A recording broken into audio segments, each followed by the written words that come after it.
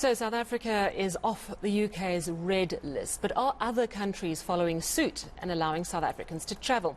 The USA was quick to follow London's lead in isolating southern African countries 3 weeks ago when our scientists told the world about the Omicron variant. So let's get the latest from our Washington correspondent, Simon Marks.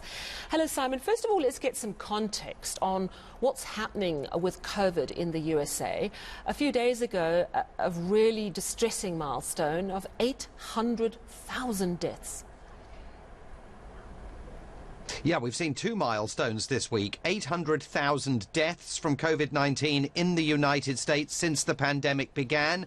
A once absolutely unimaginable number here. And 400,000 of those deaths have occurred since Joe Biden's inauguration. It was literally on the eve of his inauguration back in January that the USA surpassed the total fatality number of 400,000. Now another 400,000, and that is even at the end of an 11-month period in which, of course, vaccines have been rolled out to a far greater degree than they were available previously. The other milestone passed this week, 50 million cases of COVID-19 in total in the United States thus far. And again, to put that into context, when Joe Biden won the American presidential election in November of last year, there had been 50 million cases total globally.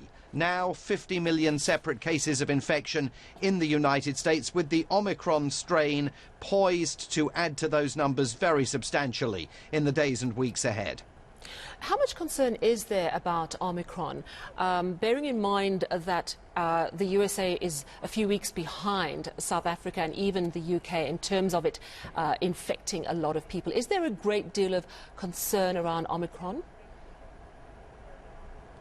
Well, I have to say there is a stark difference, Sally, between the way the United States and Britain are approaching the Omicron strain. We've just finished here the weekly COVID-19 briefing by Dr. Anthony Fauci, the President's chief medical advisor, the head of the Centers for Disease Control, Dr. Rochelle Walensky, and Jeff Zients, who is the top White House official on the COVID-19 response team. And he was absolutely declarative today, insisting that there will be no lockdowns here in the United States, no fresh restrictions at all as we head towards the Christmas period. There was no guidance offered to Americans about what is about to be a huge travel season here in the United States, even as the head of the CDC said that the Omicron strain has now been detected in at least 36 of America's 50 states. So while in the UK there's all this talk of a tidal wave and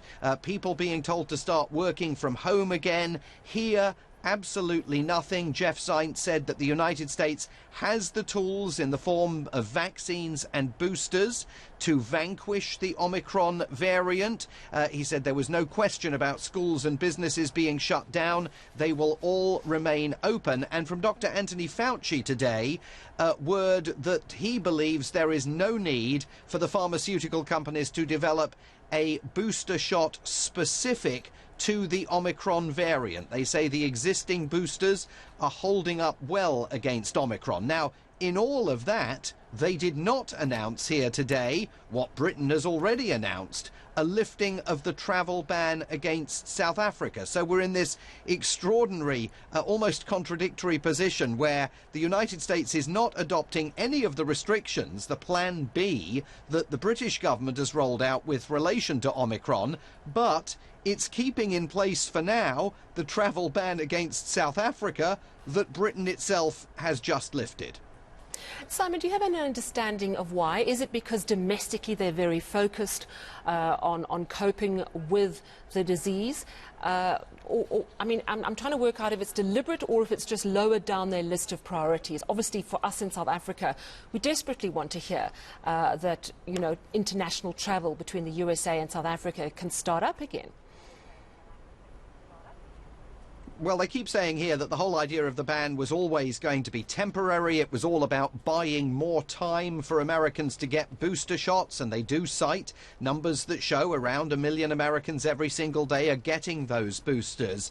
But Dr. Fauci himself has indicated within the last few days that he says the travel ban should be lifted as soon as possible, because after all, as the British government concluded yesterday, what is the point at a certain stage in trying to shut out a variant of COVID-19, first of all, that is already here and spreading rapidly, and secondly, that is being brought here every day by travellers who are coming to the United States from Europe.